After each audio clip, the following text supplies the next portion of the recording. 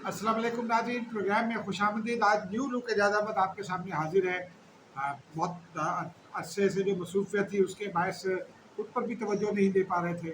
अब आज वक्त मिला तो हमने कहा कि चलें आपको एक बेहतर शक्ल आपके सामने पेश की जाए। ये तो था जुमला मोतरज़ा। लेकिन नाज़रीन, दो इशूज़ हैं। एक तो पाकिस्तान में होने वाली इन्वायरमेंटल डिग्रेडेशन, इसके ऊपर हम बात करेंगे आज। और दूसरा इशू है इमरान खान साहब। इमरान खान साहब को मैंने इशू क्यों कहा, ये आपको आगे चलकर बताएंगे। पहले नाज़रीन ज़रा इन्वायरमेंटल डिग्रेडेशन पर बात करते हैं। नाज़रीन, हम बड़ी बदकिस्मत कौम हैं। बदकिस्मत कौम इसलिए कह रहा हूँ कि हम 1400 साल से अपने आप को मुसलमान कहते हैं, लेकिन जो अहकामात रसूलुल्लाह ने हमारे लिए, अल्लाह ताला के अहकामात हम तक पहुँचाए हैं, उनकी तो हम खिलाफ वर्जी करते ही करते हैं। मसलन हम इंसानियत पर बिल्कुल तवज्जो नहीं देते। हम हर वो काम जिसको मना किया है, जिससे एतराज़ की, सख्ती से एतराज़ की हिदायत है, हम उनकी तरफ बिल्कुल माइल नहीं होते। और अपने बच्चों को भी हम ऐसी चीज़ें सिखाते हैं जो नहीं सिखानी चाहिए। उनमें एक नाज़रीन जो बड़ा इशू है मेरे नज़दीक, वो है माशरत। और ये एनवायरनमेंट का रिलेटेड है माशरत से। माशरत क्या है? माशरत को आप यूँ कहें कि जो सिविक्स का सब्जेक्ट है, आप वो कह सकते हैं। मसलन आपने रहना कैसे है, आपने मोहल्ले में कैसे रहना है, आपने शहर में कैसे रहना है, आपने एक दूसरे के साथ बिहेव कैसे करना है, आपने ट्रैफिक कवानीन पर या कानून पर कितनी अमल दरामद करना है, इसको आप सिविक सेंस में ही ले लें। जो जराइम हैं उनको आप अलग रखें, वो एक अगला मरहला है। जराइम के बारे में भी हमारी जो सोच है वो बहुत अच्छी नहीं है।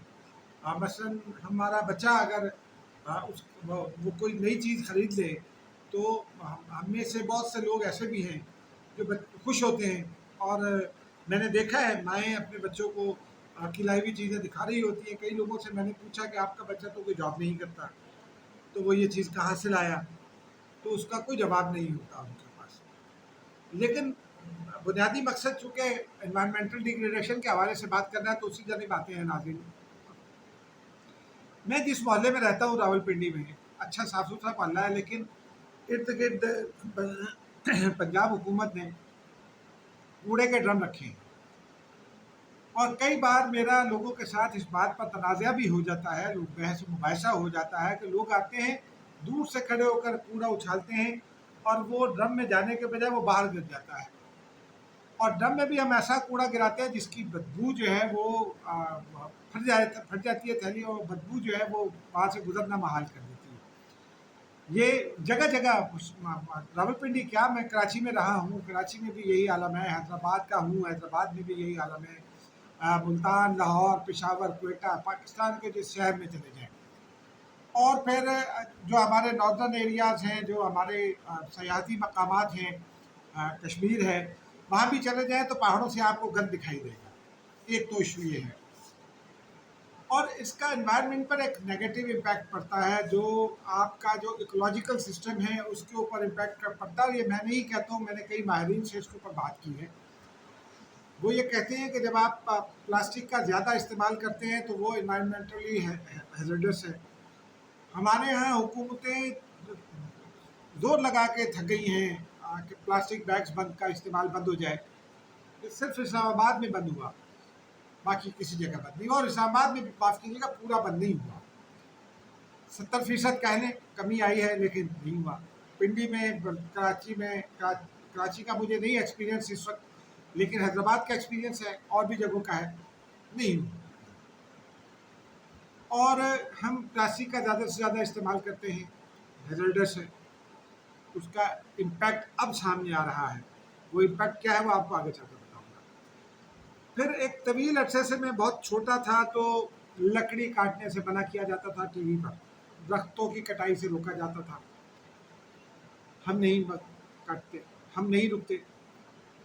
ٹمبر مافیا نے ہمارے یہاں جو کیا سو کیا، لیکن جو ہمارے اپنے لوگوں نے کیا، مثلاً میں نے بہت یوز کہیے کہ سفر کیا ہے سیاحتی مقامات کا. میں نے دیکھا ہے عام لوگ اپنے گھر کے باہر جو درخت لگائے ہوتے ہیں اس کو ذرا سی بات ہو تو وہ درخت کاٹ لیتے ہیں، کیونکہ وہ کیش کراپ ہے، کہیں نہ کہیں لکڑی کا استعمال ہوتا ہے. پھر درخت تو ہم کاٹتے ہیں، فرنیچر بنا دیتے ہیں، اس کا قیمتی فرنیچر بناتے ہیں. کوڑے کو ہم آگ لگاتے ہیں، اس سے اس کا ایک الگ امپیکٹ ہوتا ہے، لیکن درخت کاٹتے ہیں اور دوسرا اس کی جگہ درخت نہیں لگاتے ہیں. کنکریٹ اسٹرکچر کھڑے کر رہے ہیں. یورپ اس لیے بچ گیا ہے کہ یورپ میں لوگوں نے درخت لگانے پر بھی توجہ خاص رکھی ہے، اور مکانات بنانے میں بڑی اور بلڈنگز بنانے میں وہ بہت ہی احتیاط برتتے ہیں. لیکن اس کے باوجود بھی ان کنکریٹ اسٹرکچرز جو وہاں بن گئے ہیں اس کی وجہ سے بھی وہاں اور پھر جو دیگر ریجنس کا امپیکٹ ہے اس کی وجہ سے بھی ان کا ایوریج ٹیمپریچر بڑھ رہا ہے. لیکن ہمارا ایوریج ٹیمپریچر آپ سوچ سکتے ہیں. میں حیدرآباد میں پلا بڑا ہوں. حیدرآباد میں 51 ٹیمپریچر کا کبھی سوچا نہیں جا سکتا تھا. حیدرآباد میں ٹھنڈی سڑک تھی، حیدرآباد میں اور سڑکیں تھیں، ان کے اوپر درخت ہوا کرتے تھے. اب نہیں ہے. حتیٰ کہ اب تو قبرستان کو سوسائٹی بنا لیا گیا، پتہ نہیں کس نے کیا. لیکن پاکستان بھر میں یہی عالم ہے. آپ سندھ سے گزریں، سندھ حکومت نے بڑی توجہ دی، لیکن مینگرووز پر انہوں نے زیادہ توجہ دی. تو جو جنگلات اگانے کا کام اندرون سندھ میں کرنا تھا، وہ ان محکموں نے یہ رپورٹ کا جائزہ لینا ہوگا کہ کیا کہ نہیں کیا. لیکن ابھی میں نے حال ہی میں ٹریول کیا سندھ کا، مجھے مطلب یہ محسوس ہوا کہ ہمارے بچپن میں یا ہمارے لڑکپن میں جتنے درخت ہوتے تھے اب شاید اس پرپورشن سے نہیں ہے. اس کی ایک وجہ تو یہ ہے کہ آبادی بڑھ گئی ہے، لیکن ایک وجہ یہ بھی ہے کہ ہم درخت کاٹتے ہیں اور درختوں کی اہمیت کا احساس نہیں کرتے. سیاحتی علاقوں میں چلے جائیں، کشمیر تک میں چلے جائیں، ناردرن ایریاز کی جانب چلے جائیں، خیبر پختونخوا میں چلے جائیں، ناظرین پہاڑوں کو گنجا کر دیا ہے. میں نے ابھی حال ہی میں ٹریول کیا ناران کاغان تک 3-4 مہینے پہلے. تو اور میں جب پہلے گیا تھا، بہت عرصہ پہلے گیا تھا، تو اس وقت جو درخت تھے اور ان میں اب جو میں نے دیکھے ان میں زمین آسمان کا فرق ہے. پھر ہم نے ایک اور کام کیا. عمران خان صاحب نے وہ جو 10 بلین سونامی کا کہا، وہ اس کے اوپر اب تحقیقات ہو رہی ہیں کہ کتنے ہوئے ہیں، اس کا جائزہ لیا جا رہا ہے. لیکن میں نے بہت بارہا ٹریول کیا اپنی، چونکہ میری بیٹ ہے ڈیفینس، اس کی وجہ سے مجھے ٹریول کرنا پڑتا ہے. خیبر پختونخوا میں خاص طور پر قبائلی علاقے میں بڑا ٹریول کیا. اب جو قبائلی علاقے میں ناظرین درخت لگایا گیا ہے وہ زیادہ تر سفیدہ ہے. یہ کیوں لگایا گیا؟ سفیدے کا درخت جو ہے وہ اس پر محنت نہیں کرنا پڑتی، وہ زمین وہ جلدی تیار ہو جاتا ہے کٹنے کے لیے، اور وہ کیش کراپ ہے. وہ درخت 2 سال میں آپ کو 4 سے 6 لاکھ روپے دے جاتا ہے، کیونکہ اس کا استعمال جو ہے ماچس سے لے کر اور کئی چیزوں میں ہوتا ہے. لہٰذا کوئی ایشو ہی نہیں ہے. ہم سفیدہ لگا دیتے ہیں، وہ زمین کا پانی پی رہا ہے، زمین خشک اور بنجر ہو رہی ہے. پھر سفیدے سے کا ایک اور نقصان ہے، ماہرین یہ بتاتے ہیں کہ سفیدے سے ایکولوجیکل سسٹم آپ کا متاثر ہوتا ہے. جو پرندے ہیں مثلاً جو آسٹریلین برڈز ہیں وہ نہیں آئیں گے، نیوزی لینڈ برڈز جو ہیں وہ نہیں آئیں گے، سافٹ پرندے چھوٹے پرندے وہ نہیں آئیں گے. کوا ضرور آ جائے گا، اور کوے کا وہ امپیکٹ نہیں ہے جو چھوٹے پرندوں کا ہے، اور زمین خشک کر دیتے ہیں. تو سفیدہ لگانے کے بجائے ہمیں، اور سفیدہ جو ہے وہ ٹھیک اچھا درخت ہے، لیکن سفیدہ ہے ان علاقوں میں جہاں واٹر لاگنگ ہو جاتی ہے. نہری نظام کی وجہ سے واٹر لاگنگ ہوئی، دریائی نظام کی وجہ سے واٹر لاگنگ ہوئی، وہاں تو آپ لگائیں اور وہ جتنا مرضی لگائیں. لیکن یہاں پہاڑی علاقوں میں جو آپ میران شاہ چلے جائیں، آپ ترخم چلے جائیں، آپ کہیں اور چلے جائیں، جہاں بھی جس جو قبائلی علاقے ہیں وہاں جہاں ٹری پلانٹیشن ہوئی ہے وہاں سفیدہ لگا دیا. تو ناظرین اس کے نتیجے میں اب ہمارا ٹیمپریچر 51 ہو گیا ہے. ابھی پچھلے دنوں میں ایک جگہ پڑھ رہا تھا، مجھے شہر کا نام یاد نہیں ہے اور ملک کا نام یاد رہ گیا، اسرائیل. ہم بہت ناپسند کرتے ہیں، میں ذاتی طور پر بھی ناپسند کرتا ہوں، لیکن اسرائیل میں ظاہر سی بات ہے وہاں کی حکومت جو ہے وہ اپنے شہریوں کا خیال کرتی ہے. وہاں ایک ریجن میں ان کے ایک شہر میں ٹیمپریچر ایوریج ٹیمپریچر میں اضافہ ہوا تو ان کی حکومت نے یہ اعلان کیا کہ درخت لگائے جائیں. ہر عام آدمی سے کہا اور پھر انہوں نے درخت لگائے اور اب وہ ٹیمپریچر جو ہے وہ بہت مائلڈ ہو گیا ہے, بہت پلیزنٹ ہو گیا ہے وہاں ٹیمپریچر. تو کیا ہم یہ نہیں کر سکتے؟ ہمیں بھی یہ کرنا چاہیے. اور اب ہم دیکھ رہے ہیں کہ پانی کی قلت ہو رہی ہے اسی وجہ سے, چونکہ درخت کٹتے ہیں تو بارشیں متاثر ہوتی ہیں, بارشوں کا سائیکل متاثر ہوا ہے. اور چولستان میں جانور مر رہے ہیں. تھر کا تو ہم بہت تذکرہ کرتے تھے, چولستان کا میں بھی ہے ہمیشہ یہ صورتحال ہوتی تھی. اس دفعہ ذرا خشک سالی زیادہ ہوئی تو ہمیں اس طرف میڈیا کی بھی توجہ ہوئی. اب دیکھ رہے ہیں کہ بہت جانور مر رہے ہیں, تصاویر آ رہی ہیں بار بار. خدا کا واسطہ ہے ہمیں یہ سوچنا چاہیے اپنی اگلی نسلوں کے بارے میں. اگر ہم اسی طرح کرتے رہیں گے تو اس کا مطلب یہ ہے کہ ہم اپنے بچوں اور ان کی اگلی نسلوں سے ہم مخلص نہیں ہیں. اس پر ناظرین فی الحال اتنا ہی. اب آتے ہیں عمران خان صاحب کی جانب. ناظرین, عمران خان صاحب پچھلے 2-3 روز سے اپنے قتل کی سازش کا بڑا چرچا کر رہے ہیں. ہو سکتا ہے وہ درست کہہ رہے ہوں, لیکن میری رائے میں اس کی تحقیقات ہونی چاہیے, مکمل تحقیقات ہونی چاہیے. کیونکہ عمران خان صاحب کا ٹریک ریکارڈ ہے کہ وہ بہت ساری غلط بیانیاں ماضی میں کر چکے ہیں, ان کے لوگ کرتے رہے ہیں. ابھی فواد چودھری صاحب اور فیصل جاوید خان صاحب بہت ساری باتیں کی, شہباز گل صاحب نے بھی وہ سچی ثابت نہیں ہوئی. تو کہنے کا مقصد یہ ہے کہ عمران خان صاحب جو ہیجان برپا کر رہے ہیں اس ملک میں, ان کو سوچنا چاہیے کہ وہ کیا کر رہے ہیں, کیوں کر رہے ہیں. اگر وہ الیکشن لڑیں کوئی حرج نہیں ہے, وہ اپنی کیمپین چلائیں, وہ اپنا کیس پلیڈ کریں, کوئی ان کو نہیں روکتا. لیکن وہ اداروں پر الزامات عائد کریں. اب تو قتل کے الزامات تک پر آ گئے ہیں. ہمارے ایک دوست نے یہ تبصرہ کیا کہ جناب وہ تو سارا بھٹو بننا چاہتے ہیں, بے نظیر بننا چاہتے ہیں. یس, بھٹو صاحب نے وہ خط لہرایا تھا ہنری کسنجر کا, جس میں انہیں یہ کہا گیا تھا کہ وی ول میک یو ہارریبل ایگزامپل. بے نظیر بھٹو نے بھی کہا تھا اپنی قتل کی سازش کا. انہوں نے ایک ای میل کی تھی, اس کے نام دہرا دیتے ہیں. انہوں نے حمید گل صاحب کی جانب اشارہ کیا تھا, اعجاز شاہ صاحب کی جانب بھی اشارہ کیا تھا.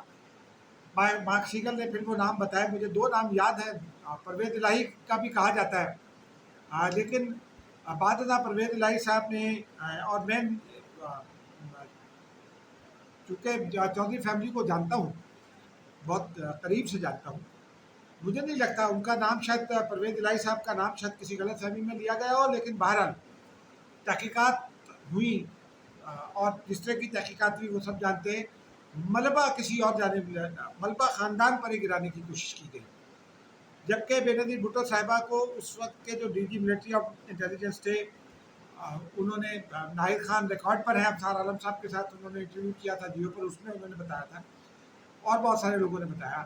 انہوں نے بی بی سے جس دن جلسہ تھا 27 دسمبر, اس دن صبح ملاقات کر کے ان سے کہا تھا کہ آپ مت جائیے, آپ کی جان کو خطرہ ہے, اور انہیں وہ بتایا بھی تھا. پھر بے نظیر بھٹو صاحبہ کو آصف علی زرداری نے فون کر کے بتایا, معاف کیجیے گا, آصف علی زرداری کو اور بے نظیر بھٹو صاحبہ کو حامد کرزئی صاحب نے فون کر کے بتایا تھا, جو افغانستان کے صدر تھے. کونڈولیزا رائس جو امریکہ کی وزیر خارجہ تھی, انہوں نے بتایا تھا, اور انہوں نے اپنی کتاب میں بھی تذکرہ کیا بعد ازاں, اور بہت سارے لوگوں نے.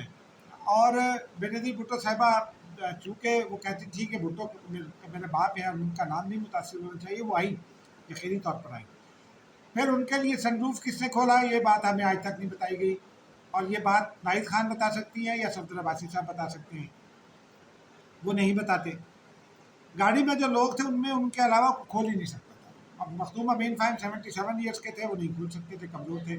بے نظیر بھٹو صاحبہ خود اس کو نہیں کھول سکتے تھے. تو لیکن عمران خان صاحب کے پاس اگر کوئی ایسا ثبوت ہے تو انہوں نے ویڈیو بنا دی ہے, جی میں نے, اور ویڈیو میں نام لے دیے ہیں.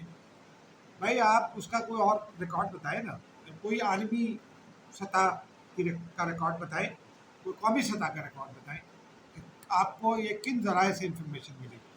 ناظرین, اس کے باوجود عمران خان پاپولر لیڈر ہیں, اثاثہ ہیں اس ملک کا, ہو سکتے ہیں. ان کے الزامات کی مکمل تحقیقات ہونی چاہیے, اور اس معاملے پر کوئی جو ہے وہ رو رعایت نہیں ہونی چاہیے. حکومت کو چاہیے چاہے وزیر اعظم کو خود جانا پڑے، جائیں، اعلیٰ ترین افسران کو لے کر جائیں، زبردستی بھی کرنا پڑے تو کریں، تحقیقات کے لیے جو کمیشن عمران خان صاحب چاہتے ہیں وہ بنائیں، لیکن یہ تحقیق ہونی چاہیے اس حساب کی، کیونکہ عمران خان صاحب جس طرح چند روز پہلے انہوں نے صحافیوں سے گفتگو کی، جس طرح وہ اداروں کو ملزم ٹھہرا رہے ہیں، اداروں پر الزامات عائد کر رہے ہیں، وہ ملک کے لیے بھی اچھا نہیں ہے، ان اداروں کے لیے تو اچھا ہے نہیں ہے، تو سارا نظام ہی کنٹروورشل کر رہے ہیں، اور وہ ان کو چاہیے کہ وہ سنجیدگی کے ساتھ بیٹھیں، وہ کہیں وزیر اعظم صاحب کے ساتھ کہ میں آپ کے ساتھ بیٹھنا چاہتا ہوں، میں آپ کو ثبوت دیتا ہوں، ثبوت دے، تحقیقات کرائیں، تحقیقات میں اگر حکومت کو زبردستی بھی ناظرین کرنا پڑے تو کرنی چاہیے، کیونکہ عمران خان کبھی بھٹو اور کبھی بے نظیر بننے کے چکر میں کہیں ایسا نہ ہو کہ اس ملک کو ہی داؤ پر لگا بیٹھیں۔ ناظرین، آج کا یہ پروگرام آپ نے سنا ہوگا، کچھ ظاہر سی بات ہے میں پاکستانی بھی ہوں، جرنلسٹ ہوں، اور کوشش کرتا ہوں کہ جرنلسٹ پیمانے میں جو ہے میں بات کروں، اسی لیے سافٹ زبان استعمال کرتا ہوں، کچھ سخت زبان آج میں نے استعمال کی، لوگوں کو اگر عمران خان صاحب کے چاہنے والوں کو برا لگے تو میں معافی چاہوں گا، لیکن یہ پاکستان کے مستقبل کا مسئلہ ہے، اور پاکستان جو ہے وہ بلاول بھٹو زرداری، شہباز شریف، نواز شریف، آصف علی زرداری، عمران خان، ان سب سے بلند ہے۔ ایک بات ناظرین، اور ابھی عمران خان صاحب نے بے نظیر بھٹو کے تذکرے کے حوالے سے بے نظیر بھٹو کا تذکرہ کیا، اور بلاول کے ساتھ ان پر انہوں نے کوئی الزام عائد کرنے کی کوشش کی۔ بلاول بھٹو زرداری سے گزشتہ روز میں نے ایک چھوٹا سا انٹرویو کیا، کوئی 10 منٹ کا، اس میں انہوں نے یہ بتایا کہ میں وہ اپنی والدہ سے گفتگو کر رہا تھا، وہ مجھے بتا رہی تھی کہ میری جان کو خطرہ ہے، ٹیررزم ہو جائے تو آپ نے یہ کرنا ہے۔ ناظرین، اس طرح کی چیزوں کو بھی نہیں جو ہے وہ ایجیٹیٹ کرنا چاہیے۔ بے نظیر بھٹو صاحبہ اس دنیا میں نہیں ہے، اللہ ان کی مغفرت کرے۔ بلاول بھٹو کے لیے وہ ماں ہے، کوئی بیٹا اپنی ماں کا سودا نہیں کر سکتا ہے۔ اب تک کے لیے ناظرین اتنا ہی، خدا حافظ۔